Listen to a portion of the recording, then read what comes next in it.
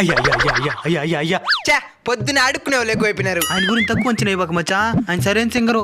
నువ్వు చెప్తే సరిపోతుంది ఆయన సింగరనే. నేను టెస్ట్ చేస్తానుండు. చిన్నప్పటి నుంచి నువ్వు అనిపించిన బాధనే ఒక పాట రూమ్ లో పడా చూద్దామా?